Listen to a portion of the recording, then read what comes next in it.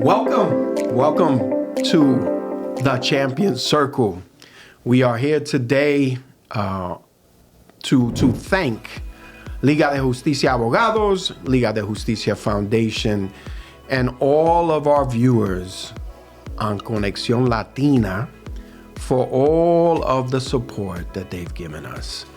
We have been blessed to have a podcast where we have been able to showcase and highlight amazing individuals giving back to their community, making a difference, being change makers, and special individuals from our world here on Long Island and making a difference, not just here, but around the world. They are bringing their grains of sand to a beach, and they are making it a blessed location and environment for everyone that benefits. My name is Mark Soto, and I am your host, but most importantly are our guests. At the Champion Circle, we highlight, like I said, amazing individuals, and today we have two extraordinary leaders who have been involved with this community for decades, doing amazing work and really being selfless individuals and in multiple organizations, collaborating and partnering with amazing other organizations and individuals in our community. So today we have Angel Luis Pabon and Candido Crespo. So gentlemen, thank you for being here, Angel. Thank you for having us. And thank you, Candido. Thank you, Mark, and thank you for having us. So as I mentioned, gentlemen, at the Champion Circle, we celebrate champions, and you two are definitely champions. We consider you both chosen family. We consider you a friend of Liga de Justicia Abogados, Liga de Justicia Foundation, and you're definitely family of mine. And I'm proud to call you friends and family. And you know my daughter, I know your families, and I'm just blessed to be in your presence and to be inspired by both of you. So we like you to tell your stories, and that's what we're here for today. So Angel, we're going to start with you. So tell us a little bit about where you were born and about your early life, your childhood, and how you started your journey in your life. Well, thank you, Mark, for having us, and thank you for those kind words. I was born in Rio Piedras, Puerto Rico in 1947, and I came to the United States. My father came to El Barrio, and we stayed in Puerto Rico, but then my father decided to bring us over to El Barrio. And I went to school in El Barrio, and then we lived in a tenement building, and unfortunately, when I was about 12 years old, the building burned down. So there were 9 of us. It was a big family. At that time, Puerto Ricans had big families. I think mostly everybody had big families. So there was 9 of us. So they put us in a hotel on the west side until they got us a place in Astoria Projects. So we lived in Astoria Projects there for a while, and from there, you know, it was nice because we were able to. At that time, we played stickball. It's not like today. Things have changed tremendously. Today, everybody, all the young kids are on the phones all day, on their iPads, unless the parents have some time schedule. But we were out and about all day, you know, playing basketball, marbles, stickball, and stuff. Rough neighborhoods. So at the age of 19, I got married, and I lived in Astoria for approximately 3 years, and then I moved to Long Island, Copiague, Long Island. Okay, so that was, you got married at a very young age. So you must have been a little more mature than the average male, because most of us men are not mature at 19. But let's go back a little bit to your youth. Your father came here, you mentioned, and left you back in Puerto Rico. That was during the mass migration of Puerto Ricanos that came to the United States for opportunity, right? What did he come and do when he got here? What profession was he in? Well, when my father came to here, he was working for going back. I got to think a little bit. He worked for Abraham and Strauss stores at that time, that was in Brooklyn, right. Downtown Brooklyn. J Street around there. So he worked there as a maintenance guy, cleaning up and stuff like that. So that's what he did for many years. And then I got married and stuff, and I got a scholarship. I forgot to mention, I got a scholarship before I got to go to Hunter College in Manhattan, and then I went there for about approximately a year. But then I got married, and my daughter was born 6 months later, so I had to leave because I had to make a living. So So I left school for a while. Let's talk a little bit more about your youth, because I think that's such a foundation for most of us, and it probably created the person that you are today.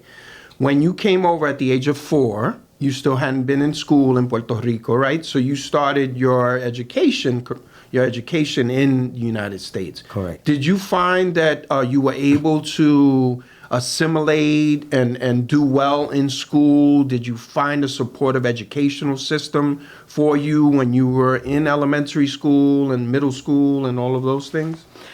It was very difficult because at that time they don't have the programs that they have now. Where kids that migrate here, have special courses and stuff. We didn't have that. So I had to do it on my own, basically. How was your English back then? My English, I didn't know English. It was mostly all Spanish. Okay. So it was very difficult to assimilate, right, especially in school, because there was a lot of racism, and the teachers, they were really, a matter of fact, I got comments like, "Oh, you're never going to get anywhere," because I didn't know the language. At that time, they had this test, like IQ test, right, which was very unfortunate because it didn't really show your IQ, because it was like more or less like the culture here in the United States, and we had obviously I had a different culture, and so like when they looked at my IQ, obviously, I wasn't. So it was difficult because they felt that I wasn't going to go anywhere. And in the 5th grade, I always remember this, always stuck in my head. This teacher told me, "Oh, you're never going to be anybody." Really? Because wow.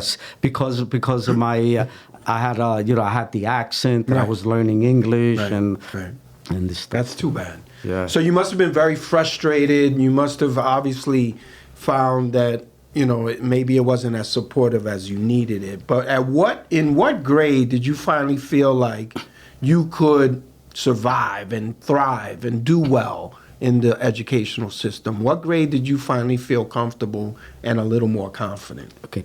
I should also say that, that experience that I just said in the 5th grade, but I also had going through my high school years, and I also had very good teachers. So, I have to mention that. So there was a balance. And I like to read a lot, so I read. I used to read because one of my teachers says, "Why don't you just," because my reading was very low, obviously, but said, "Start reading the New York Times, start reading, the Wall Street Journal." So I started doing that, and my grades in reading they went phenomenal. So I did very well in English. As a matter of fact, that was my minor in college, and. Right. So you gained some support from some teachers. Yes. You also obviously had your family support, and you were able to overcome and be resilient and make sure that you were successful in spite of the challenges that you had. So that's awesome. So you moved, because of the fire, unfortunately, you had to move to Queens. Correct. Right. And then at that point, you graduated high school. And talk to us about what happened after you graduated high school. Oh, so when I went to Long Island City High School in Astoria, and I did very well. I was in the dean's list. They used to call it at that time Aspire or something. Aspirantes? Yes. Yeah. So I made. So I got a 4-year scholarship to Hunter College in Manhattan. Okay. So I stayed there. I did about approximately a year, but then I got married and my daughter was born. So I I left. Right, right. So you took a break from college because you became an adult and you had a family and you had responsibilities to care for, Yes. right? All right. So let's go to you, Candido. Let's talk about your youth. Now, you were not born in Puerto Rico. You were born in Brooklyn. Is that correct? Yes, I was born, Mark. I was born in 1962 in East New York, in Brookdale Hospital. We lived there at Powell Street for, I don't know what age, but from there we moved to the projects. We were like, the projects was something new by the time, we got there. So I still remember we lived at 367 Sackman Street. And I went to PS 150. The school was right across the street. Mm-hmm. So my mother used to watch us right out the window. And then from there, we had a close family.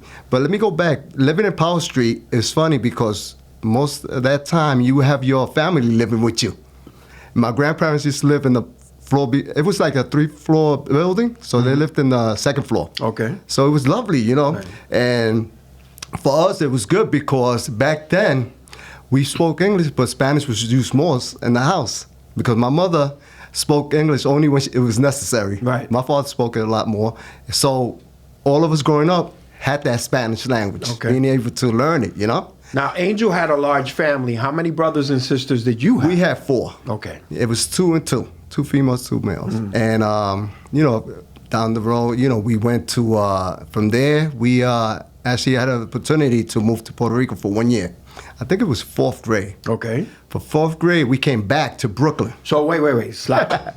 So why did you move back? Why did you and your family? What was the impetus? What caused that? Well, what caused it was my father was a businessman, and unfortunately, he was in a town where he had like a club, and he got into some problems with some guys, and they actually tried to kill him. So they left him for that, and when he ended up in the hospital for many months, and then we decided to come back because by then everything had gone downhill. Okay. So we decided to come back. Okay. So he went over there to pursue a business opportunity. Unfortunately, he had some bad situations, and you guys returned. When you came back, were you happy to come back, or did you want to stay in Puerto Rico? How was that? I was happy to be back, Mark, because going there, it's like it was the opposite of this gentleman, Angel. For me, it was harder to learn the Spanish because I knew how to speak it, but then now I have to learn how to read it. Right. Even though back then they had English classes. Right. I still remember when the Judge Sotomayor won, my English teacher was Sotomayor. Oh, okay. I started laughing when I heard the name. And that was the best class. Right. That and math. Right. Everything else was kind of difficult. Right. But then when my parents said they were moving back, I was happy to come back to Brooklyn. And so school was difficult for you in Puerto Rico, right? Did you like the fact that they wore uniforms and all that stuff? Oh, that's another thing. Yeah, we wore beige. I still remember we had to go with beige color too. Right. It was elementary school. Right. So then, we moved back to Brooklyn, and of course, then my father comes from a large family. There's 12 of them, and he was the first one to come to New York. And so when we moved to Brooklyn, now I have all my uncles around. Mm-hmm. So at a certain age, I got to be with them more. So they would always be like bodegas. Bodegas was everything then, Mm-hmm. So they gave me a little job there. I worked. They would give me some money. I went to school. I went to Horsey Junior High School. Okay. 296, and then from there. Of course, we were really active back then. I played stickball, I played skelly, I played punchball, right. I played Johnny and the Pony. That was a big game back then. Right. When I moved out here, I used to speak to people to Long Island, and I used to speak to kids about these games, and they would look at me like, "What are you talking about?" Because it was a whole different life, Right. So you transitioned back to Brooklyn, and then shortly thereafter, you moved out to Long Island, correct? Correct. So before that happened, my grandparents had already moved out to Long Island in the 70s. So my mother used to, every summer, she used to want to bring me out of the city life, because it was a bad neighborhood and everything. So she would send me out every summer. Any break from school, I was in Long Island. There you go. So what she did was down the road, they decided to move out here. So by the time I moved out here, I was 14. So I ended up going to West Junior High School. they call them middle schools now. And from there, I went to high school. I graduated from high school. So Brentwood High School. Brentwood High right? School, Sonderling. So before you continue on that, when your grandparents came out here, you would spend the summers. So similar, like for me, my mother would send me to Puerto Rico, right? And my entire summer was down in Puerto Rico, and I spent time with my family. For you, it was like going to El Campo, right? Yes. So you went to Brentwood. Now, at what age did your grandparents move out to Long Island? How old were you? I was, 70s, so. About 8. About eight years old, because even when I went to Puerto Rico for that year, they sent for me too. Oh, okay. So I was always with them. Right. So yeah, so they came out here really early. So the good thing about being able to come and stay with them, by the time my parents decided to move out here, I had a whole bunch of friends. Right. So I wasn't lost. Right. It was a good feeling. Right. You know, so you felt like you already understood the area, you knew people, you had a support group, so it was a good transition for you. It wasn't something that you fought. No, it was a great transition because. So you went to Brentwood High School, right? Did you have any passion in Brentwood High School? Did you pursue anything in particular? Well, I was in Brentwood High School. They give you an option when you get to 11th grade to see if you want to seek any kind of trade school, right? So at that time, I decided to do pre-flight and aviation because I was thinking about joining the service afterwards. In which case I didn't. Of course, I met my wife. We've been together for 41 years now. God bless. So we got married, and I started taking tests, state tests, and I ended up getting a job at Pilgrim Psychiatric Center. So Pilgrim. Back then, they called it Pilgrim State Hospital. Correct. And unfortunately, there were some scandals and things of that nature back then, but obviously it improved over the years. So you started in Pilgrim, and was that like a union job? In what role did you start when you first started? No, of course. After you pass the test, they notify you. You come, you do all the physical and everything. It's a union job. You have your union, your pension. The more you stay there, you built on your pension. You have your benefits. Right. It's really important. Right. Meanwhile, I had started a family, so I had to have all these benefits. Right. Okay. Awesome. All right, so let's go back to you, Angel. So now you've started a family, and you talked about the fact that you were in Queens. At what point did you move to Long Island? How old were you? Okay, when I moved to Long Island, I bought my house in Copic.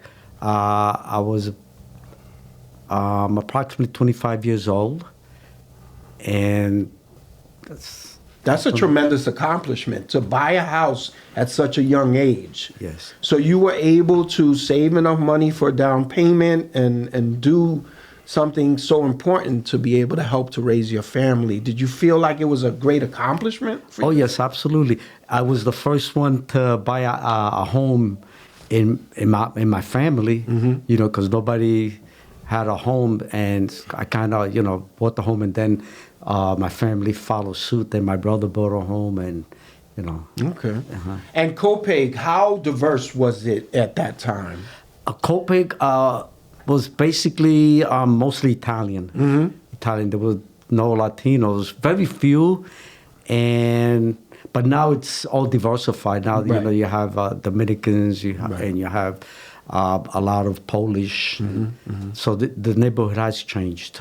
So when you came here, at that point you bought the house, and then shortly thereafter you went back to school, correct? And you went to Hofstra, is that correct? What happened was when my family got a little bit older, my kids, because my daughter right now is 57 years old, and I have 4 kids, 57. Then my other daughter Angela lives in Texas.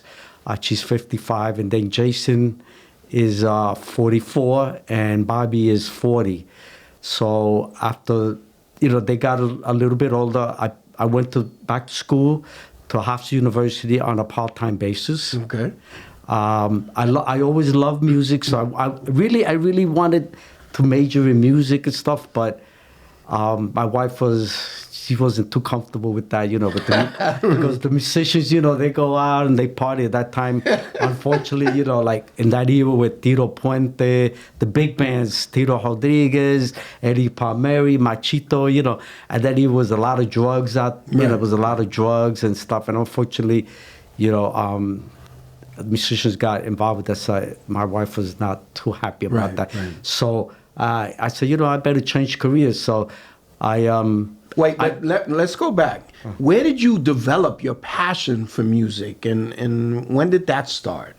Okay, when I was living in Queens, I was about 14 years old, 15 years old. We used to sneak into the clubs. We used to take the train into the city, in the Palladium, and you know how kids are. We find ways of so we used to sneak into the clubs, and they used to grab us, bounce with when they saw, be lying. They used to throw us out, and then we used to come in with the bands. We just sneak with the bands. Didn't care. Come on, they didn't care. Yeah. So. But a couple of times we were able to stay there a little while and see the big bands, see the, Eddie Palmieri versus Ricardo Rey or Tito Puente versus, Tito Rodriguez. It was fun time because of the music. So that's why I grew a passion for it. Okay. Did you get any formal training, or were you self-taught?